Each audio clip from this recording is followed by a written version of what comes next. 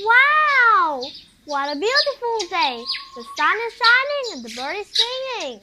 Let's go outside! La la la la la la la. Oh!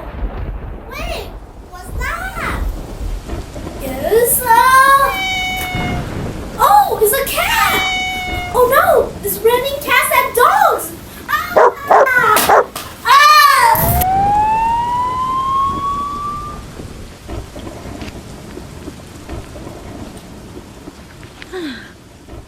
Hi! Of course, there's not really raining animals.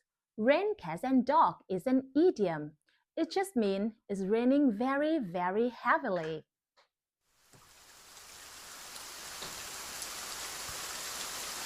See, it's really raining cats and dogs today. So if you go outside, don't forget your umbrella or a pet carrier. Have you ever seen it's rain cats and dog, or maybe frogs and fish? Let me know in the comments. Alright, I better get inside before it starts raining hippos and elephants.